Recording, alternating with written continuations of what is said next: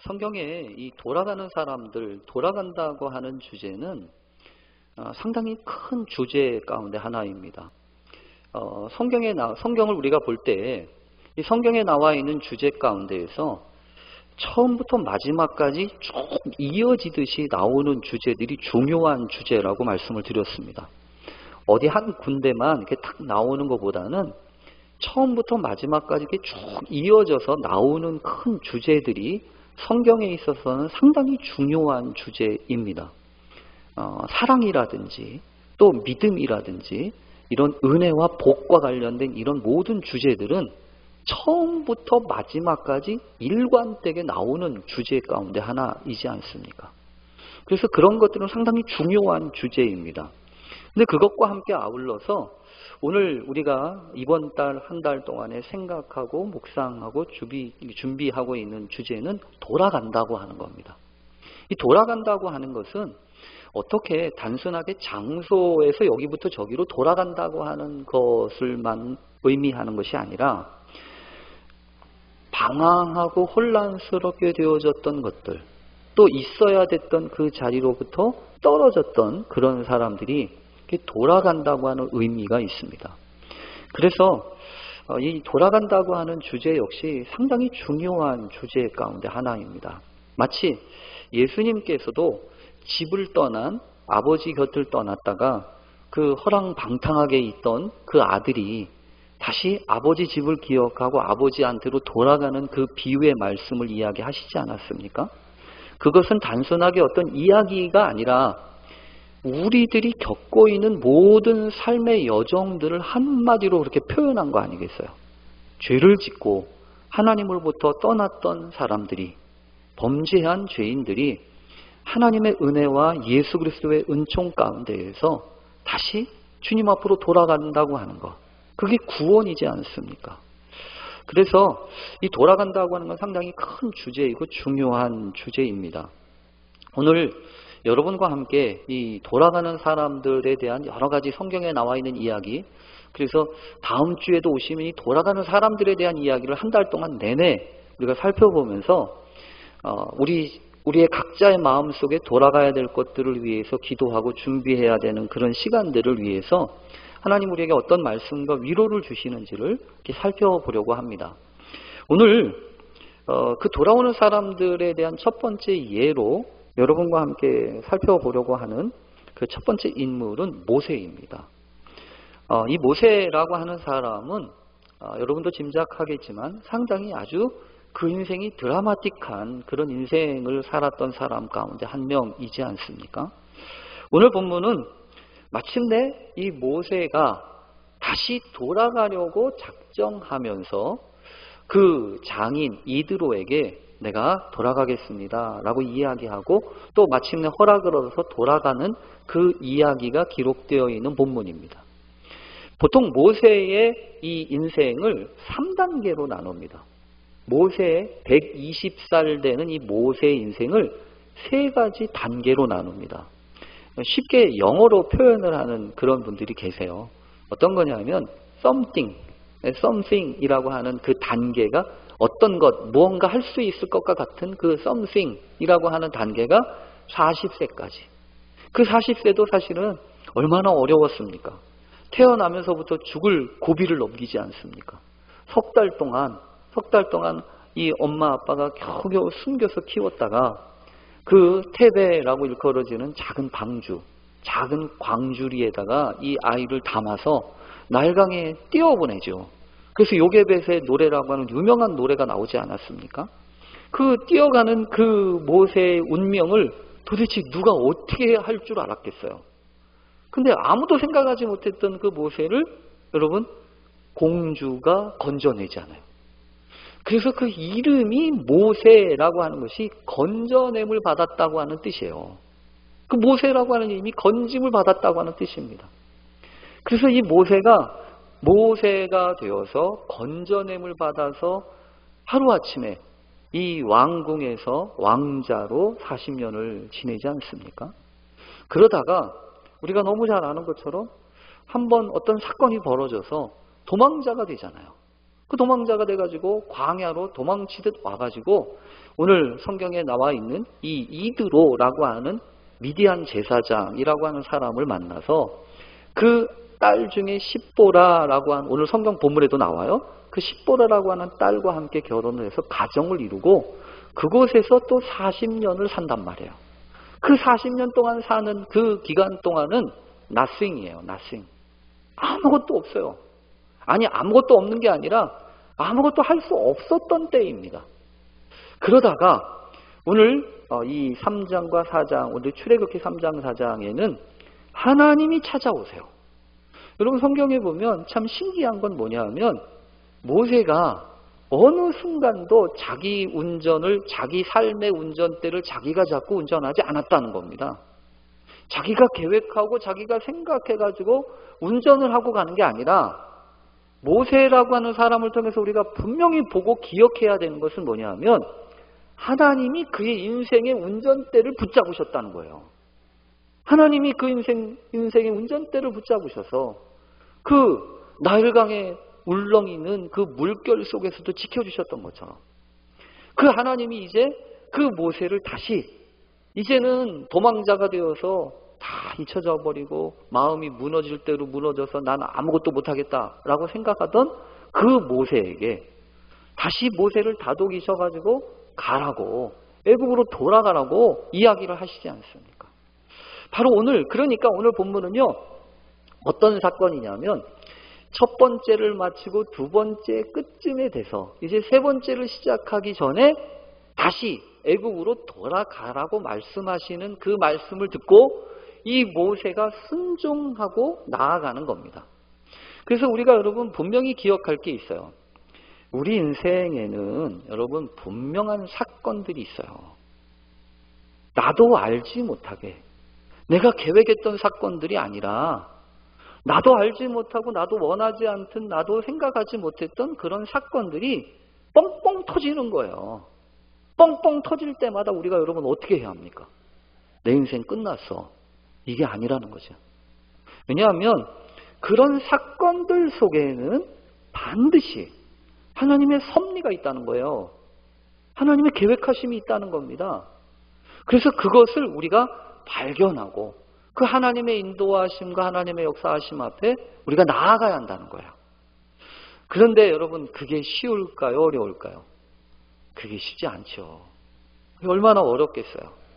그래서 오늘 본문에도 보면 이 모세가 여러분 모세가 주저 하고 있던 것을 알게 돼요.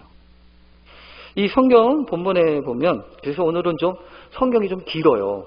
그래서 우리 목사님도 이 성경 말씀을 어떻게 해야 좋을까요? 이제 그런 이야기를 하시더라고요. 근데 어쨌든 여러분 오늘 성경에 보면 이 모세가 하나님을 만나고 하나님으로부터 여러 가지 말씀을 들어요. 그러고 나서 이제 자신의 삶의 방향을 바꾸는 모습이 있는데 그 바꾸는 사건과 관련돼서 우리가 먼저 좀 기억할 게 있습니다. 아까도 말씀을 드린 것처럼 모세의 인생 속에 있었던 사건들, 그런 사건들 우리가 잘 살펴볼 필요가 있다는 겁니다. 우선 여러분 이 모세가 그 광야로 들어오게 돼서 도망치듯 오게 됐을 때 모세가 계획한 거 아니라고 말씀을 드렸죠. 모세가 계획한 거 아니잖아요. 모세가 작정한 거 아니잖아요. 그랬다고 하는 얘기는 우리가 무엇을 짐작할 수 있냐 하면 모세가 그 광야에서 생활하는 동안 어떻게 살았을 것 같으세요? 모세가 그 광야에서 도망자로 살고 있었던 동안 모세의 그 40년은 아까 nothing이라고 이야기를 했지만 모세의 인격과 모세의 마음의 생각과 자세가 여러분 어땠을 것 같아요? 상당히 마음이 무거웠어요. 마음이 불안했다고요. 도망치듯 온 거는 왜 그랬죠? 우리가 성경을 보면 그래서 제가 사도행전 7장 25절의 말씀 좀 띄워주시면 좋겠어요. 사도행전 7장 25절에서는 어떤 사건이 있냐면 사도행전 그쪽에서 스데반이 그 역사를 쭉 설명하면서 모세 이야기를 설명하는 부분이 있어요. 근데 여기에 보면 사도행전 7장 25절에 보면 그는이라고 할 때 이 그는 모세입니다. 모세의 이야기예요. 그는 그의 형제들이 하나님께서 자기의 손을 통하여 구원해 주시는 것을 깨달으리라고 생각하였으나 그들이 깨닫지 못하였더라. 여러분 이게 무슨 소리냐면 참 가슴 아픈 얘기예요. 모세는요, 여러분 모세는 자라면서 자신의 정체성에 대해서 심각한 고민을 하지 않습니까? 내가 왕궁에서 왕자로 살 것인가? 아니면 내가 알고 봤더니 나는 왕자가 아니고 나는 물에서 건짐을 받았던 히브리 민족인데 내 동족은 저기서 저렇게 노예 생활을 하고 있는데 어떻게 하면 좋지? 라고 하는 생각을 하면서 고민하잖아요. 그러니까 여러분 인생에는 반드시 그런 고민들이 있어요. 이걸 선택할지 저걸 선택할지. 그런데 여러분 보면 모세가 좋은 선택을 한 거죠. 왜냐하면 자기 동족, 자기 민족을 외면하고 왕자로 살려고 하는 게 아니라 하나님이 나에게 특별한 은총을 허락하셔서 이 민족들을 도우라고 나를 여기까지 인도하셨구나. 여러분 이게 좋은 거잖아요. 나쁜 게 아니잖아요. 그래서 자기 민족을 도우려고 하는 생각을 가지고 자기가 그동안 배웠던 그 애굽의 모든 지식과 모든 것들을 동원해서 돕고 싶었어요. 실제로 도왔다고요. 그런데 어떻게 됐죠? 어떻게 하다가 생각지도 못하게 사람을 죽이면서 그 죽인 것이 탄로가 나가지고 바로한테 쫓기지 않습니까? 그래서 결국 도망치듯 도망와가지고 여러분 생각해 보세요. 그런 모세였으니까 모세의 마음이 어땠을 것 같아요? 모세의 마음이 어땠을 것 같냐고요? 저는 모세의 마음이 속이 시커맸을 것 같아요. 새까맣게 타가지고 가슴이 너무너무 아팠을 것 같다고. 근데 성경에 보면 참 희한한 게 하나님은 그 상황과 그 형편을 너무너무 잘 아세요. 그래서 여러분 이게 제가 제일 여기 평동교회 와가지고 제일 먼저 했던 설교 중에 하나인데 여러분 보면 그러잖아요. 하나님이 모세를 찾아가셔서 다시 만나시잖아요. 하나님이 그 모세를 다시 만나셔서 다시 마음을 일으키시고 다 그 마음의 생각을 불러일으키셔야 되는데 어떻게 만나시냐면 3장 1절에 보면 여호와의 사자가 가시나무 떨기에 불을 붙여서 그 불이 꺼지지 않게 하시고 그것을 보게 하시잖아요. 저는 여러분 이게 하나님이 다 이유가 있다고 생각해요. 하나님이 하시는 모든 일들 속에는 우연한 게 없어요. 왜냐하면 모세의 마음이 시커멓게 탔다고 그랬잖아요. 모세의 마음이 시커멓게 탔어요. 그것도 나쁜 일 하다가가 아니고 의미 있는 일, 좋은 일 하다가 그게 새까맣게 탔다고요. 그래서 가슴이 너무너무 아픈데 속이 다 꺼져가지고 이제는 불씨도 남아있지 않은 그런 상황인데 눈앞에서 뭐가 보여요? 가시떨기에 불이 붙었는데 꺼지지 않아요. 참 기가 막힐 노릇 아니겠어요? 하나님이 그 모습과 그 광경을 보게 하셨다고요. 그러니까 모세는 당연히 저거 이상하다는 거예요. 분명히 화르륵 타가지고 잿더미가 남든지 아니면 잿더미가 안 남으려면 어떻게 해야 되죠? 계속 땔감을 대주든지. 근데 광야에서 가시떨기 그 아카시아 나무 같은 그 앙상한 나무에 불이 붙었는데 왜 안 꺼지냐는 거예요. 그래서 저벅저벅 이상하다 가다가 하나님이 오셔서 말씀하시잖아요. 그래서 3장 4절과 5절에 보면 분명히 말씀하세요. 뭐라고 하냐면 여기 보면 4절에 보면 3장 4절에 보면 이렇게 말씀하십니다. 3장 4절에 보면 여호와께서 그가 보려고 돌이켜 오는 것을 보신지라 하나님이 떨기나무 가운데서 그를 불러 이르시되 모세야 모세야 하심에 그가 이르시되 내가 여기 있나이다. 모세가 나무를 본 게 아니고 그 나무 불꽃 가운데에서 하나님은 모세를 보고 계셨다고요. 그리고 그 오는 것을 보시고 모세야 모세야 부르셨단 말이에요. 그러니까 모세가 뭐라고 합니까? 내가 여기 있습니다. 그 순간 하나님이 말씀하시죠. 이리로 가까이 오지 마라. 내가 쏜 것은 거룩한 땅이니 내 발에서 신을 벗어라. 저는 이 말씀이 모세의 마음을 정말로 알고 해주셨던 말씀이라고 믿어요. 왜냐하면 여러분 아시잖아요. 모세가 그곳에서 어떻게 살고 있었는지, 모세가 어떻게 그 광야에서 40년 동안 살았는지에 대해서는 성경은 많은 부분 감추고 있습니다. 얘기 안 합니다. 근데 한 가지 힌트처럼 성경에서 나와 있는 구절들이 있어요. 그 구절 중 가운데 하나가 뭐냐 하면 이 부분이에요. 모세가 2장 22절입니다. 모세가 그가 아들을 낳음에 모세가 그의 이름을 게르솜이라 하여 이르되 내가 타국에서 나그네가 되었음이라 하였더라. 여러분, 이것은 모세가 그곳에서 어떻게 살고 있고 그 마음의 생각이 어떤지를 잘 보여주는 말씀 가운데 하나입니다. 적어도 여러분 그렇잖아요. 내 자식만큼은 나보다 더 잘 되기를 바라는 게 우리의 인지상정 아닙니까? 내 자식만큼은 내가 어떻게 잘못되더라도 내 자식은 잘 돼서 더 번성하고 더 행복하기를 바라는 거 아니에요. 근데 아들을 낳았는데 게르솜이라고 그런다면서요. 이 게르솜이라고 하는 것은 내가 타국에서 나그네가 되었다라고 하는 뜻이에요. 여러분, 이거는 우리가 생각할 때 너무너무 안타까운 이야기입니다. 왜 안타까운 이야기냐면 아버지의 상처, 그 모세가 간직하고 있었던 아픔이 고스란히 자기 자식한테 대물림되고 있는 거란 말이에요. 오죽했으면 내가 타국에서 나그네가 되었다고 한 얘기를 하겠어요. 이 이야기는요, 모세의 정서를 두 가지를 잘 보여주는 겁니다. 뭐냐면 나그네라는 거예요. 내가 나그네가 됐다는 거예요. 떠돌이라는 얘기죠. 쉽게 말하면 떠돌이라는 얘기는 무슨 얘기입니까? 정착하지 못하고 여기저기를 떠다니는 부평초와 같은 사람이라는 거예요.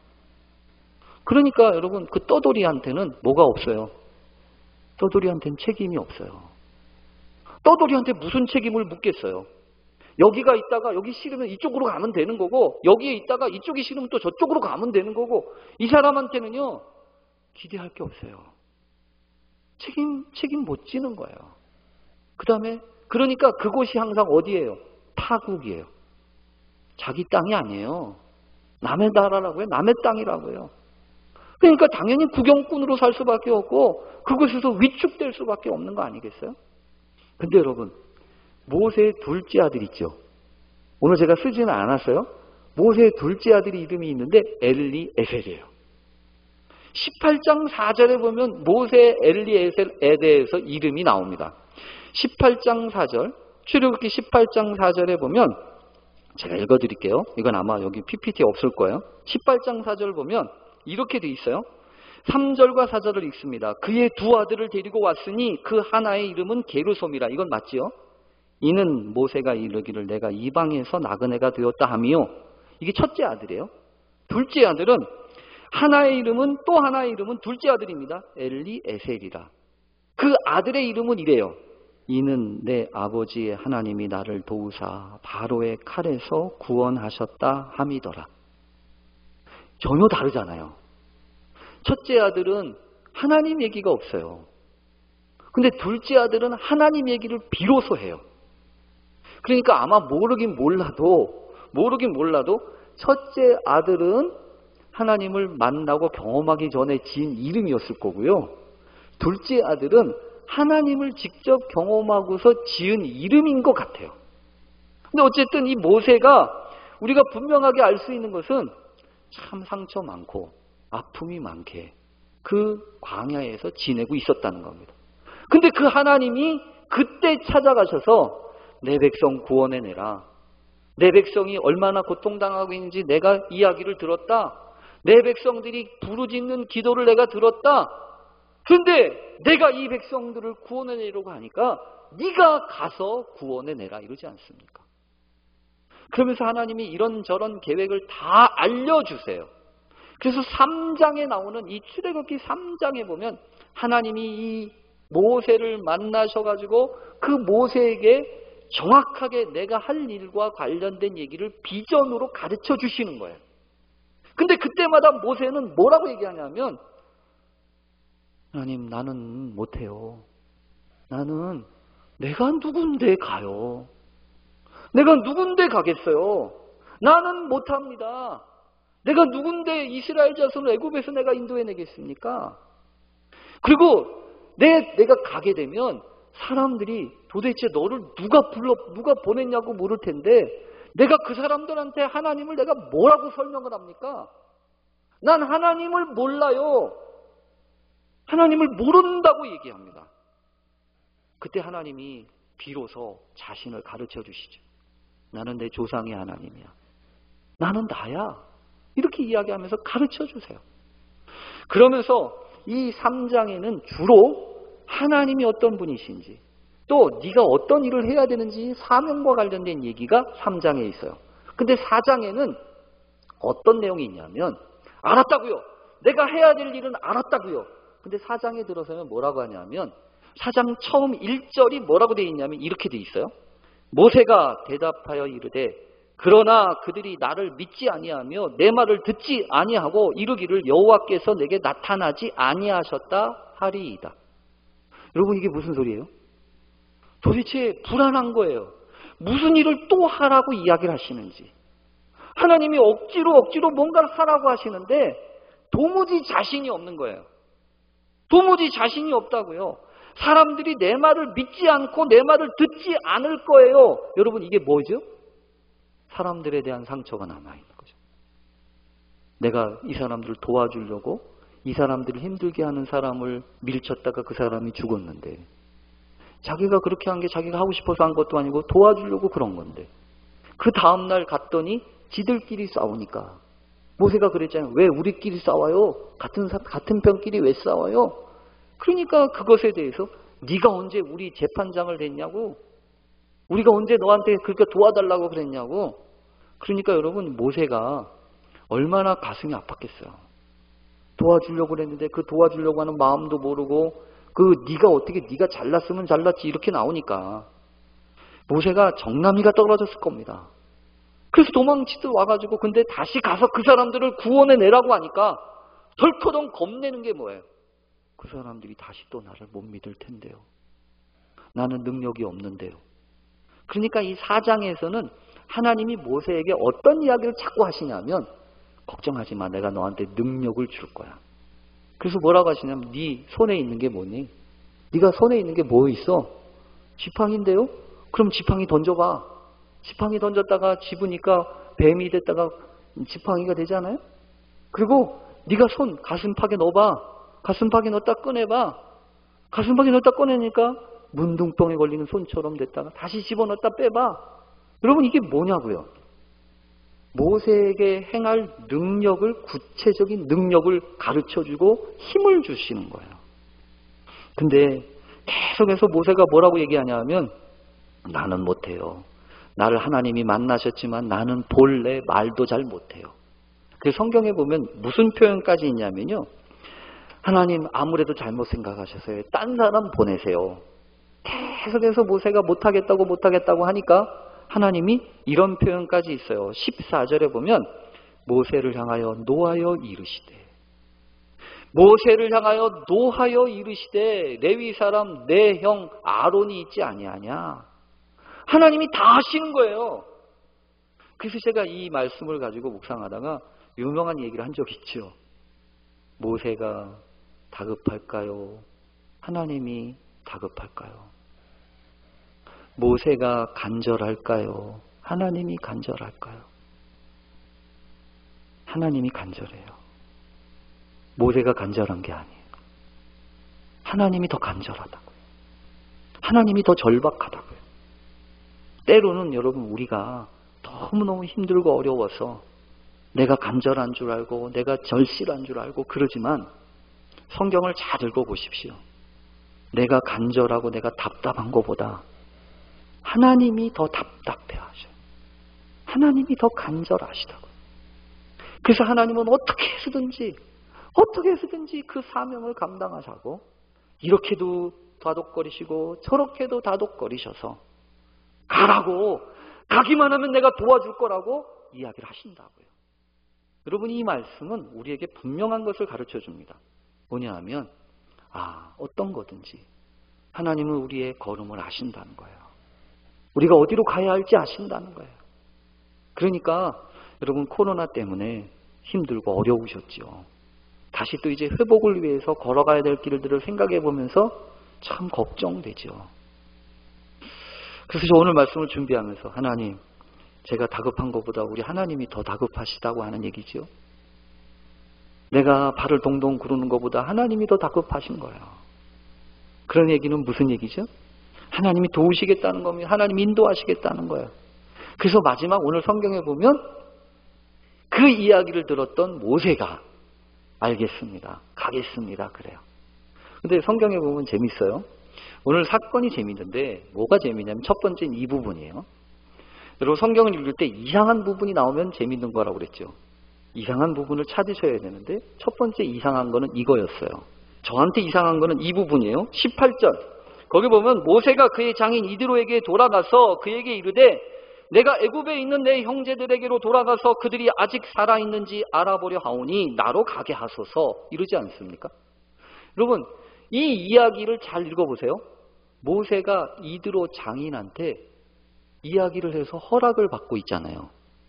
근데 그 허락을 받으면서 했던 말들이 모세가 그동안에 보았던 것을 다 얘기한 건가요? 앞으로 할 일에 대해서 다 얘기한 건가요? 아니죠. 하나님을 만났다는 얘기도 없어요. 그리고 가서 뭐 하겠다는 얘기도 없다고요. 여러분 생각해 보세요. 하나님을 그동안에 만나가지고 이런 일들이 있었으면 이 얘기를 하기 쉬울까요? 하기 안 하는 게 어려울까요? 저는요 막 이야기할 것 같아요. 내가 말이야 하나님한테 이런 얘기를 들었고 이런 사명을 받았어요. 이런 능력도 얻었어요. 라고 얘기할 것 같아요. 근데 모세는 그런 얘기 안 해요. 그런 얘기 안 하고 단순하게 내 형제들한테 애굽에 있는 내 형제들한테 가서 그가 아직 살아있는지 알아보려고 하는 게 좀 가게 해주세요 이래요. 여러분 이 말씀 가운데서 우리가 발견할 게 있습니다. 아, 사명을 받은 사람, 하나님을 경험한 사람들은 조심해야 한다는 겁니다. 함부로 이야기하고 함부로 얘기해서는 안 되는 거예요. 물론 오늘 성경 가운데 왜 이러고 있는지 우리는 나중에 한 번 더 봐야 돼요. 아직까지 확실하지 않아서 쓸데없이 얘기할 필요가 없기 때문에 이야기할 수도 있어요. 근데 어쨌든 오늘 성경에 보면 그냥 가도 되는데 그냥 가지 않고 이야기하잖아요. 장인한테 응답을 받고 허락을 받고 가지 않습니까? 이 장인은 뭣도 모르고 허락을 합니다. 그래 갔다 와 이렇게 얘기합니다. 근데 오늘 성경에 보면 19절에 여러분 19절을 이어지는 말씀이 있죠. 여호와께서 미디안에서 모세에게 이르시되 애굽으로 돌아가라. 내 목숨을 노리던 자가 다 죽었다. 여러분 이렇게 얘기하시잖아요. 돌아가겠다고 작정을 하고 선포하니까 허락을 받으라고 얘기를 하니까 하나님이 걱정스러운 부분들에 대해서 바로 아세요. 너의 목숨을 노리던 자들이 다 없어. 여러분 이게 무슨 소리죠? 이 이야기는 그 앞에 안 했던 거예요. 근데 지금 얘기하시는 거예요. 작정하고 선언하니까 걱정하지 마. 그 문제는 내가 해결해 줄 거야. 이렇게 얘기하시는 거죠. 우리 하나님은요. 그러니까 여러분 우리가 무언가를 결정하고 하나님 앞에 순종하기로 시작하면 하나님이 그때부터 이렇게 조금씩 더 알려주시는 게 있다는 거예요. 그러니까 모든 문제가 다 해결되고 난 다음부터 움직이면 안 돼요. 믿음으로 하나님 앞에 하나님의 말씀에 순종하여서 걸음을 걷기 시작할 때 하나님은 조금씩 우리에게 우리가 걱정하던 문제들을 풀어주신다고요. 그래서 오늘 성경에서 보면 모세가 그의 아내와 아들들을 나귀에 태우고 애굽으로 돌아가는데 아들들이니까 이제 2명이겠죠. 둘일 거예요. 나귀에 태우고 애굽으로 돌아가는데 모세가 하나님의 지팡이를 손에 잡았더라. 하나님의 지팡이를 손에 잡고 갑니다. 하나님의 지팡이를 손에 잡고 가요. 여호와께서 모세에게 이르시되 내가 애굽으로 돌아가거든 내가 내 손에 준 이 이적을 바로 앞에서 행하라. 그러나 내가 그의 마음을 완악하게 한즉 그가 백성을 보내주지 아니하리니. 여러분 이게 뭐죠? 네가 돌아간다고 문제가 금방 해결될 거야 라고 얘기하시는 거 아니잖아요. 너 분명히 돌아가야 돼. 돌아가서 이 지팡이를 잡고 내가 너한테 준 능력을 발휘해서 그 모세가 바로한테 가서 이야기를 해. 그런데 네가 가가지고 이야기를 한다고 문제가 금방 해결되냐? 아닐 거라는 거예요. 안 된다는 거예요. 금방 해결되는 거 아니라는 거예요. 그런데 여기 보면 뭐라고요? 22절과 23절이 중요한 교훈이에요. 너는 바로에게 이르기를 여호와의 말씀에 이스라엘은 내 아들 내 장자라. 내가 내게 이르기를 내 아들을 보내주어 나를 섬기게 하라 하여도 내가 보내주기를 거절하니 내가 내 아들 내 장자를 죽이리라 하셨다 하라. 여러분 이게 뭐죠? 그 10가지 재앙 중에 마지막 재앙에 대한 그 장자를 치겠다고 하는 재앙 아니에요? 벌써 처음부터 하나님이 계획하시고 작정하셔서 그 얘기를 하시는 거예요. 그러니까 결국 이 모세한테 지금 알아듣는지 못 알아듣는지는 모르겠어요. 모세가 이 상황을 정확하게 다 아는지 모르는지는 모르겠다고요. 그러나 분명한 것은 이게 쉬운 일은 아니구나.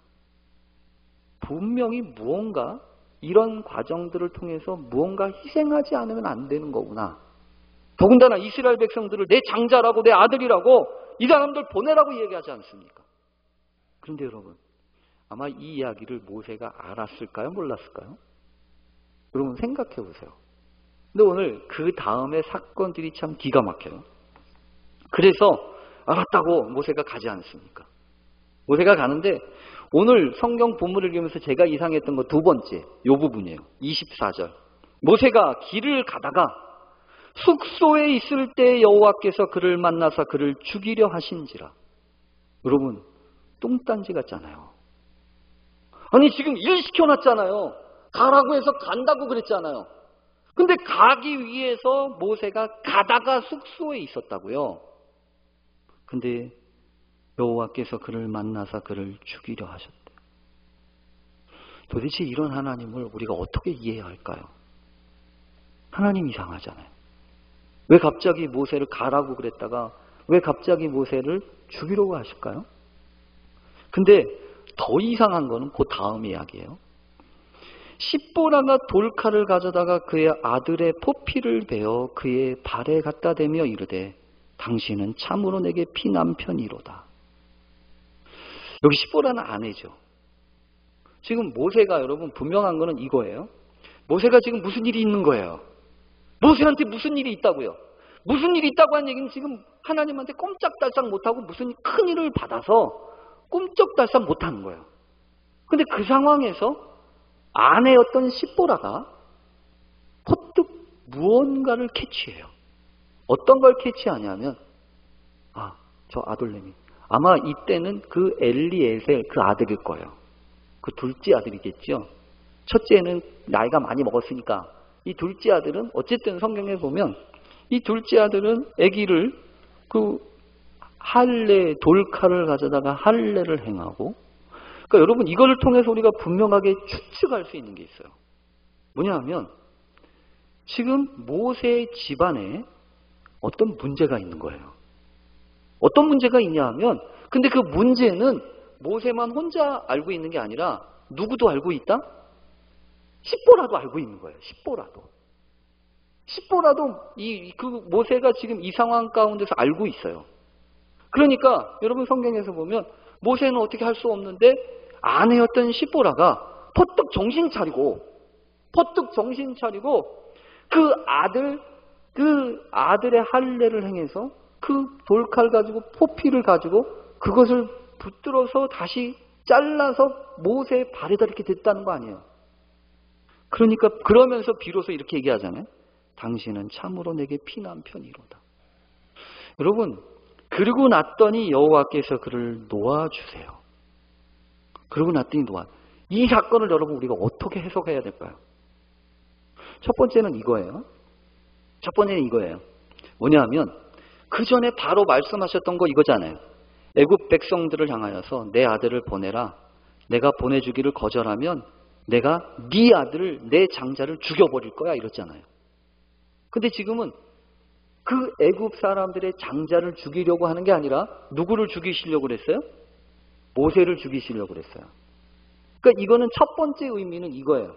애굽 사람이나 너나 다를 바 없다는 겁니다. 범죄하고 하나님의 뜻에 맞지 아니하면 너나 이 애굽 사람들이나 다를 바 없어. 이 얘기예요. 첫 번째가 그 뜻이라고요. 그 다음에 두 번째는 여러분 이거예요. 그렇게 죽을 수밖에 없는데 그렇게 죽을 수밖에 없는데 어떻게 해야 산다는 거예요? 피 흘림이 있어야 산다는 거예요. 하나님의 말씀에 순종해서 하나님의 말씀을 따라 선포하고 애굽 백성들에게 그 백성들을 건져내기 위해서는 우리가 발견할 거는 여러분 그런 거 있잖아요. 너나 잘하세요. 거기부터 시작되는 거 아니에요? 하나님의 말씀에 순종하는 건 철저해야 한다는 거예요. 여러분 생각해 보세요. 그동안에도 이 할례를 행하지 않고 있던 문제가 있었을까요? 없었을까요? 그동안에도 있었지요. 할례를 갑자기 아는 건 아니잖아요. 그전에도 있었어요. 근데 하나님이 그때는 아무 말씀도 안 하셨다고요. 근데 지금 이제 모세가 하나님의 말씀에 순종해서 그 하나님의 사명을 감당하기 위해서 떠났는데 그때는 문제가 되는 거예요. 하나님이 더 이상 이거 미루면 안 되는 거예요. 그러니까 여러분 분명해요. 무언가 돌아가기 위해서 우리가 뭔가를 하려고 할 때 미루고 있었던 문제가 생각이 난다면 그건 해결해야 되는 거예요. 그건 반드시 해결해야 되는 거예요. 그건 해결해야 돼요. 왜냐하면 그렇지 않으면 그 일을 하나님의 사명을 감당할 수가 없는 거예요. 아니 하나님의 일을 안 하고 그냥 살면 괜찮아요. 근데 이제부터 하나님의 말씀에 순종하고 그 뜻을 행하기 위해서 갔잖아요. 가다 보니까 이제 문제가 되는 게 이 상황이라고. 여러분 우리도 마찬가지예요. 그래서 오늘 성경에 보면 여러분 그 피 흘림이 있는 거죠. 이 피 흘림이라고 하는 거는 그래서 많은 성경학자들이 얘기합니다. 세 번째 문제는 이 피난편 피 흘림이라고 하는 것은 예수 그리스도의 피 흘림과 연결될 수밖에 없다는 거예요. 우리도 여러분 마찬가지입니다. 우리도 그래서 여러분 각자의 삶 가운데 아니 여러분의 각자에게 허락해 주신 가족은 피남편이요, 피아내요, 피자식인 거예요. 그렇잖아요. 하나님이 여러분한테 맡겨주신 거 여러분의 것이에요? 아니요.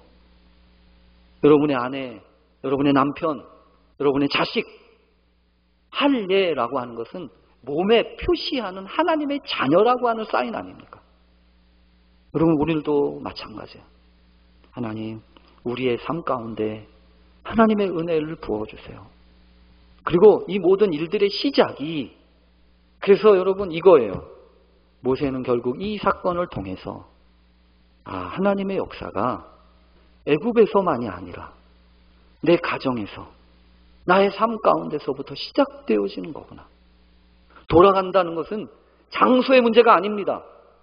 내가 지금 있는 내 자리에서 미루어왔던 하나님 앞에 순종을 시작하는 것으로부터 시작되는 거예요. 그게 하나님이 원하시는 회복의 의미입니다. 오늘 이 자리에 나오신 여러분, 또 온라인으로 예배드리시는 여러분, 하나님이 준비하셨어요. 하나님 우리를 부르시고 인도하시기를 원하십니다. 그런 하나님의 역사하심 앞에 우리가 순종하면서 하나님의 뜻을 이루어가는 우리 모두 되실 수 있기를 간절히 축원합니다. 아멘. 오늘 시간이 많이 가서 찬송을 못할 것 같아요. 찬송 못할 것 같아요. 우리 잠깐 기도하고 잠깐 우리 통성으로 좀 기도했으면 좋겠습니다. 여러분 돌아가야 됩니다. 어떻게 돌아가야 될까요? 하나님이 원하시고 기뻐하시는 믿음의 순종으로부터 시작되어지는 그 길로 돌아가야 됩니다. 하나님 우리의 길을 아십니다. 하나님 우리를 부르시고 우리에게 사명도 주시고 우리에게 감당할 능력도 약속하십니다.